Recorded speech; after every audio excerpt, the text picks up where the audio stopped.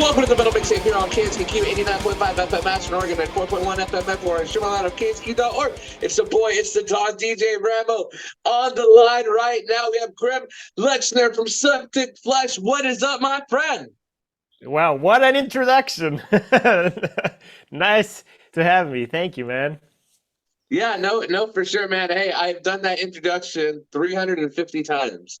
So Uh, I'm getting better and better, but hey, I'm super excited to talk to you, man. You're one of my favorite drummers out there. You are absolutely disgusting, dude, on your drums. You're an absolute shredder, dude. And now even seeing you with that Baroness shirt, you're even cooler in my book now, dude. Thank you, man. Too much compliments right away.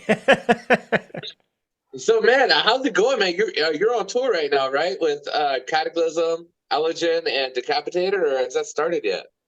Yeah, it hasn't started yet, but it will start next week. So we're in full preparation mode. We had to make sure we have all the visas and have everything organized, like from, what kind of drum kit we're gonna have, ordering drum skins and guitar, strings, all that kind of stuff. Just making sure it's gonna be a smooth ride.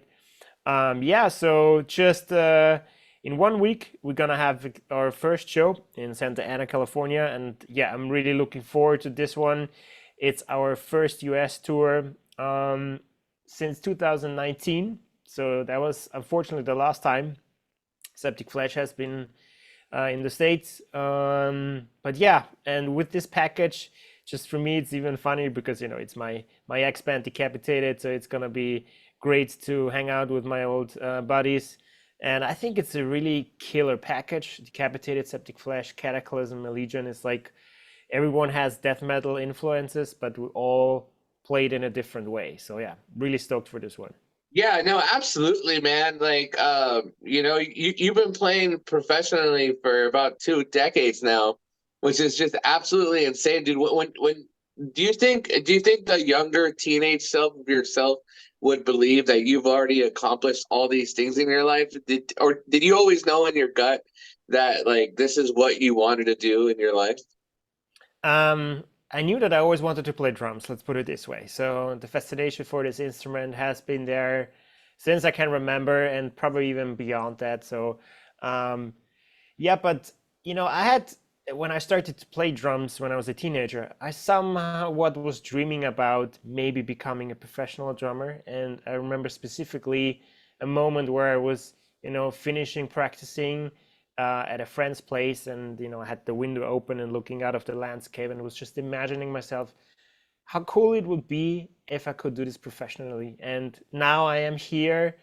I've done it for a couple of years already. Let's put it this way, and had the honor to perform with multiple bands and artists, and I'm extremely grateful for that opportunity. I mean, it has been hard work, but I'm also aware of the fact that you can be a great drummer and you can practice a lot, but you have to be also lucky. And I understood that sometimes certain doors are opening and you have to take the chance. And yeah, I'm very grateful for all those opportunities, being able to join Decapitated back in the day, and then, playing with Behemoth and doing some session work with multiple bands, and now being full-time drummer of SEPTICFLESH, and even recently joining Doth. So yeah, it's been hell of a ride until now. That's incredible.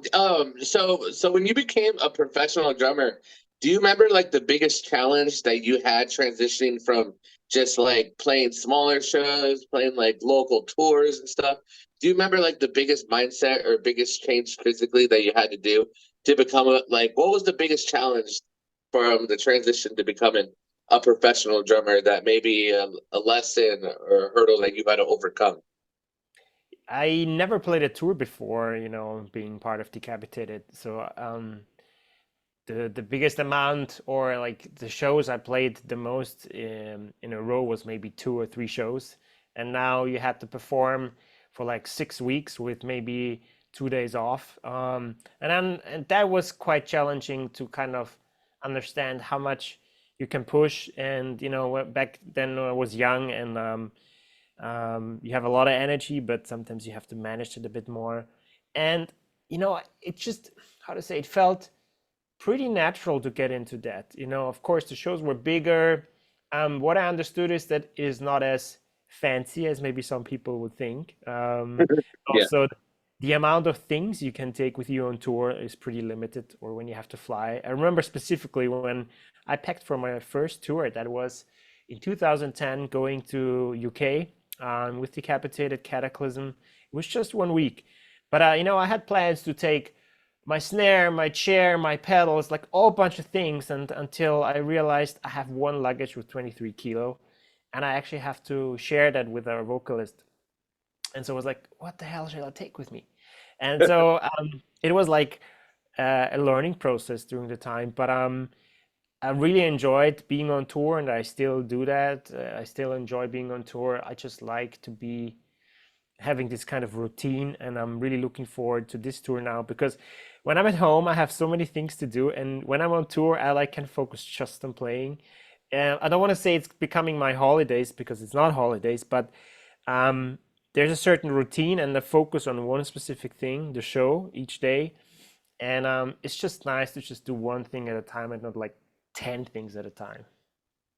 Yeah, yeah, no, I could only imagine, especially, you becoming a professional musician, doing all these tours and just having to like mentally strengthen yourself. Like, were you able to deal with it all at once, because you're talking about like all the press that you're having to do, all the little things, surrounding the band, like the band pictures, the all the social media attention that you probably get now compared to when you first started. Do you Was that all at all overwhelming at first? It's overwhelming now a little bit, to tell you the truth, because it just gets more and more, and the importance of social media is just increasing every year. I feel like, Huge. so to be honest, it takes so much of my daytime. Like I sometimes have a hard time finding time to play drums, even though I'm a drummer, right? But there are certain days where I have to make a decision. Okay, I have to edit that video. I have to organize this stuff, Mhm. or like this is my. I'm not saying it wrong. I think it's my seventh interview I'm doing. Like, so I have a bunch of interviews, or had them, and yeah, it's just so much organization and resharing posts, and almost having like band meetings, and I did not expect that. And yeah, sometimes very often, to be honest, I dream of those old times where I just could play drums, and it was fine to upload a video here and there. But nowadays, it's just almost like, I don't want to say feeding the algorithm, because that's, I want to be a little bit against that. I feel like art has to be pure, and not, not quantity over quality style. But YouTube has changed, and Instagram has changed, all those social media channels, and I feel like it's harder to reach your fans. So you put a lot of work into content. For me, it would be YouTube videos, and even though people are subscribed to my channel, they are not. It's not guaranteed that they're seeing what I'm doing, and I found this quite crazy. And so it is overwhelming. Very often, I'm just, after a whole day sitting at the computer, I'm like asking myself, what am I? A social media manager, a content creator, or am I a fucking drummer in a metal band? What is going on? No, I 100% feel you, man. And I'll just tell you from like that like when you said that, like when do you find time to just be a drummer? Like that hit me so hard, man. Like I'm 34, and like I've been in bands since I was 14. And I remember like me and my bandmates as like high schoolers, like practicing 4 to 5 days a week, and Mm. how fun it was. You know what I mean? Just to practice hours upon hours, and it was just such a natural thing. And it's like what you just said. It's like now, with having to create content, and like just to get your band out there with, because there's so many people out there that constantly pump YouTube with videos that are on all these social medias, and then also the social media platforms are like multiplying. So you're just like, shit, do I need threads also? Do I really need a fucking TikTok? You know what I Yeah, mean? And you're in your head, you're just like, shit, I just want to play drums. yeah.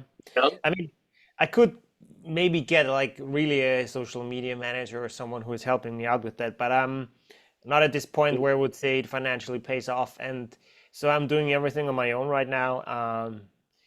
And yeah, and I have my limits. You know, the day has 24 hours, and I do as much as I can. But at one point, I feel like also you should ask yourself, what are you doing that for? You know, because not often more is more. It's not like this, in my opinion. I feel like you can put a lot of content out, but there's so much that people are getting overwhelmed. And it's, I feel like if some of my favorite drummers, like I want to say Mario Duplantier from Gojira, he posts not a lot, and sometimes he just throws out a video of him playing a drum solo, and it's just like, ah, finally something. Like there's a video of him, and you just celebrate it, and you know that it's a special thing, and it's not so often that he makes videos or whatnot. So I feel like it makes certain things more special if you just not over spam. So finding that Mhm. nice balance of like posting something so you're not disappearing, but also try not to do too much so people are like annoyed by your spamming of content. This is the hard thing. Yeah, yeah, no, absolutely, man. No, I'm 100% with you. But that's really cool that like, yeah, it's really hard to pick over like quantity over quality. You know what I mean? Especially because like with social media, I feel like and like posting content, you never know when the limit is. You know, you're always trying to guess when it's too much and everything. And I've actually had to do research online because I run a YouTube channel also where like, oh, if I post more than like 3 videos a day, it's too much, or if I do this and that, and it's no, it could be intoxicated, man. What is one thing you like doing that this is just like a random separate question is that you like doing that like calms your brain and calms your mind because I know from experience that because I do radio but I run 2 festivals and then I run like a YouTube channel and I'm a dad and I work full time and I know everything's overwhelming and I know for me I like watching comedy movies to Mhm. just like get my mind ever. What do you like doing to like just completely relax your mind after you found time to play your drums? Like what do you like doing just to completely relax? Yeah, it's sometimes quite hard to turn off the brain. I find Yeah. that the most challenging thing, to be Mhm. honest. Um, and especially if you are trying to tell yourself, and now you have to relax, and now you have, because that never works. So I do a lot of sports, even though playing drums is very physical, and sometimes I don't have the energy to just do more sports, even though that would calm my brain quite a bit. But recently, I'm doing the classical things like meditation, or I'm doing some breathing techniques of Wim Hof just to like really um, you know get the mindset of just focus on breathing and just trying to turn off my thinking process. And I like to do that especially at the evening once I'm done with everything, and then just go sleep right after and just make sure that when I go to bed, the machine up here is not keeping thinking of what has to be done, or I messed up this drum part today, so how it's going to be tomorrow, blah blah blah. But yeah, it's super challenging to find the balance of um, like shutting off, and of course spending time with my girlfriend and with my family, just to have social contact, but not in a way of social contact with like fans or other musicians, but something out of the music scene, do something that has nothing to do with what I do all day long, like music. Yeah. So Okay. No, totally, man. I think family and being with your partner is important and those are good ways to relax, especially like the breathing techniques and all that, just because like you do this full time and there's so many things you do over it. It is hard to like turn off your brain, and be like, all right, like I got to remember that when I'm with my family and with my girlfriend and everything that yes, I am the drummer of Septic Flesh, but I'm also a human being, and I gotta just absolutely. and I just gotta chill out. Oh yeah, I'm 100% human, and I have to do the usual things as everyone has, like go buy groceries, clean the flat, cook myself. All those things have to be done as well. And I also like to chill. And nowadays I also try to force myself to have a day off, which I'm not used to have. Being self-employed and with the job I have, every day is the same. It doesn't matter if it's a Sunday or if it's a special day. And so you constantly work, and then you look back while you're being exhausted, and you ask yourself, "Why I'm so tired? What's going on?" And then you just check your calendar, and like, "Yeah, dude, you've been working for 3 months nonstop, just chasing one thing at a time, like one thing at another thing, and it's just very draining." So forcing myself to have 1 or 2 days off in the week, it's tough, but it helps. I'm not getting younger also. I feel my age. I feel that. I feel that. When does the band live pretty close near each other? So like what are music videos and doing press and all that easy? Or when you guys have to get together and work on the press part for the album or music videos, do you guys all have to travel to like one location? It depends. Maybe for American people, it's not far away. For European, it's far away. So it's a 2 hours flight from Austria to Greece. So my band, SEPTICFLESH, is a Greek band, and they're all located in Athens, Greece. And the thing is, we meet actually at the shows. So we only come together in Greece for music videos, for rehearsals once we have some new songs we have never played live, or some photo shoots, but usually everything is combined. So it means that when I go there, we have video and photo shoot combined, or we have like 3 days of practice.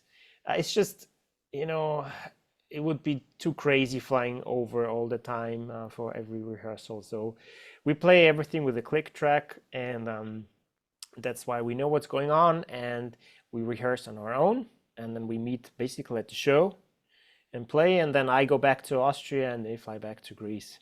Yeah, that's just how we do it. I like it, man. I like it. Dude, Septic Flesh is a very awesome project. You guys are just like, I would say it's like, because yesterday I listened to you guys' music for maybe 2 hours straight. I always like to do that. I like to get my brain like right in it right before I do an interview and you have a lot of big like orchestrations in your songs. I feel like you guys really work on your structure and it's just massive buildups. It's very heavy, it's very catchy, but it's also just like big. I almost feel like it's almost like arena death metal. You know what I mean? It's that type of music. It's like you guys fill in a lot of space.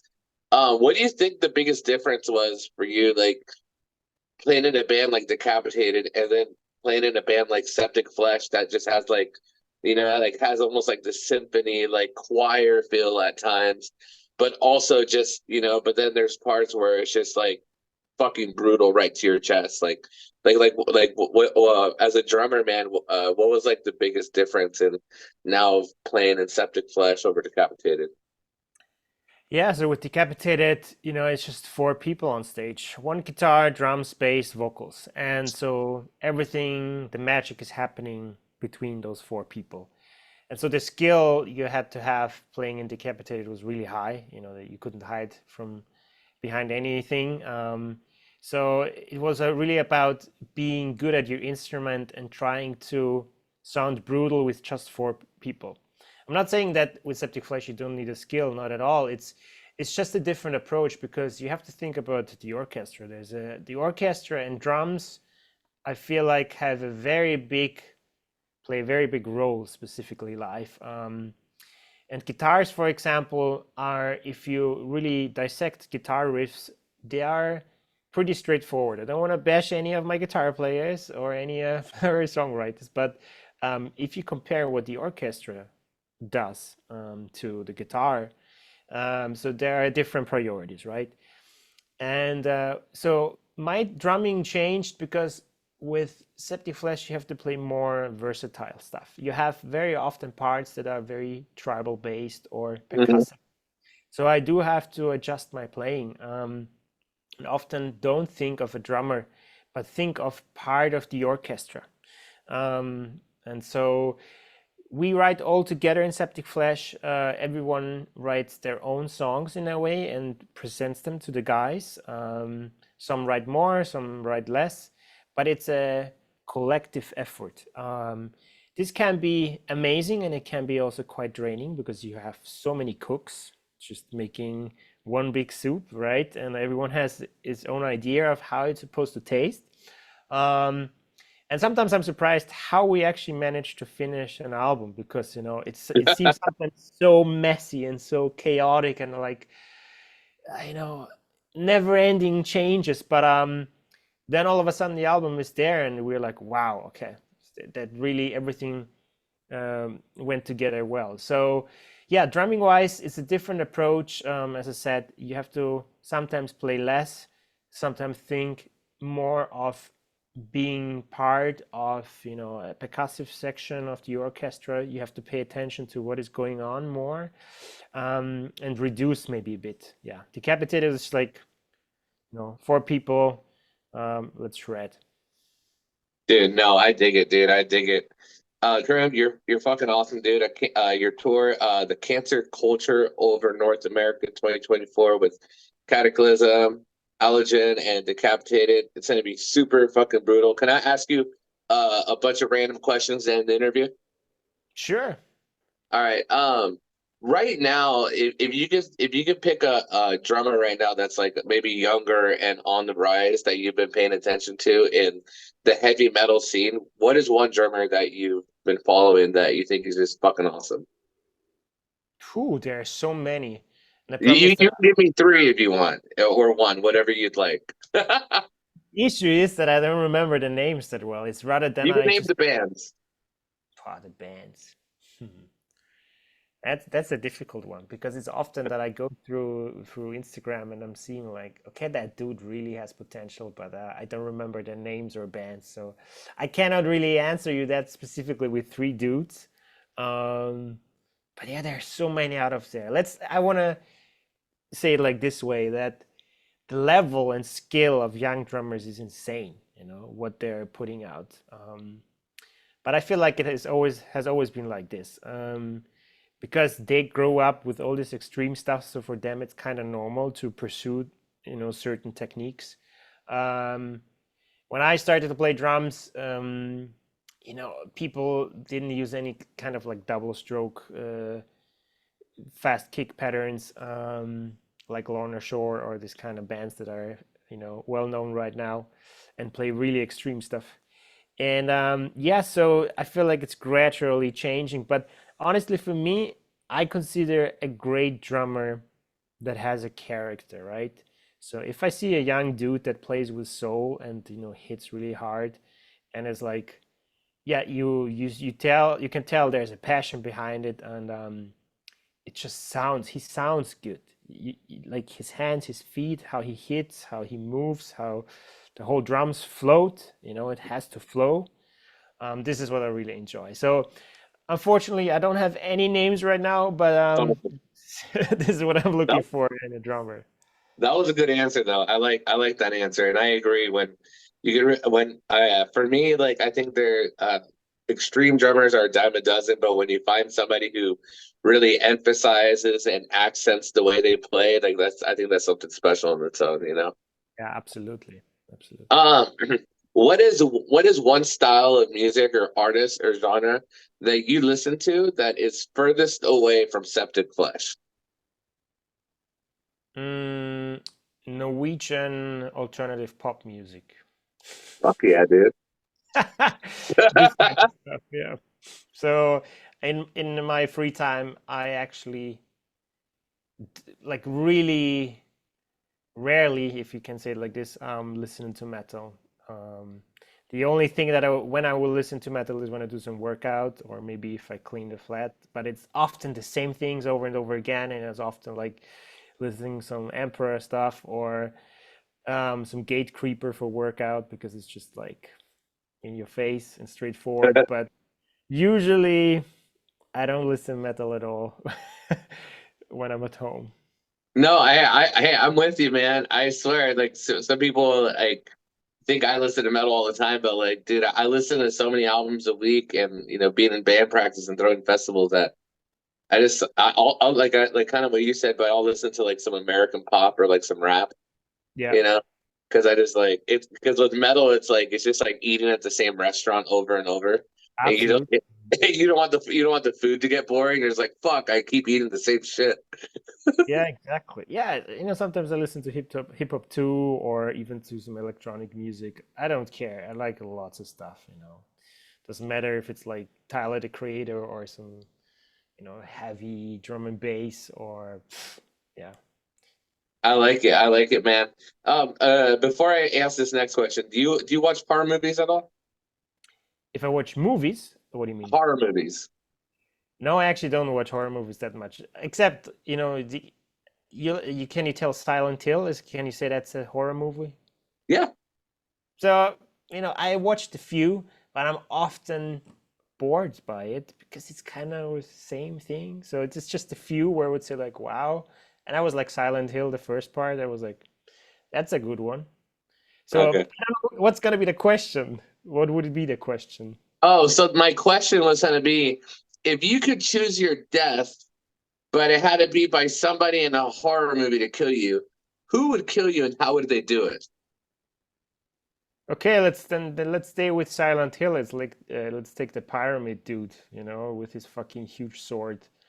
I think that's pretty creepy. He comes towards you, but I don't want to die. I want to live. But I think like if this guy comes with his pyramid head and like his huge ass sword and he just chops you into pieces, yeah, this guy. All right. Last question.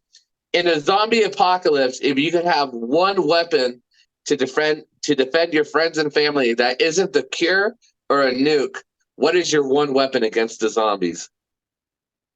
Phew, that's tough. Most people would probably get a gun. I don't know. You want me to tell you the most out of the over 300 interviews that I've done? What's the number one answer? Tell me. It's the samurai sword. I was just thinking maybe an axe or a sword. That's But on the other, I mean, the good thing is because you don't run out of ammunition, but you can run Yep. out of energy. And if they get too close to you, a You're fucked. sword, yeah, it's very close. So, yeah, okay, a sword or an axe, probably. All right, I like it. I like her. Thank you so much for being on my show today, man. I can't wait to release this week. You're being fucking awesome, dude. I hope to catch you guys in Portland, dude, with the Capitated Cataclysm Allergen on the Cancer Culture Over North America tour. For all my Oregon listeners, they're going to be playing in Portland, so definitely get your tickets for that. Get your tickets for on the show. Go subscribe to Kerim's YouTube channel. Go follow all of his social medias. Go support him and his family. Last but not least, can you say this? This is Kerim Lechner from Septic Flesh, and you are listening to the Metal Mixtape. Sure. Hey guys, this is Kerim, drummer of Septic Flesh, and you're listening to the Metal Mixtape. All right, brother, you go fucking relax. You fucking go meditate. Go listen to some Norwegian pop, and I'll fucking see you later, dude. Yeah, see you in Oregon. Take care, man. Peace.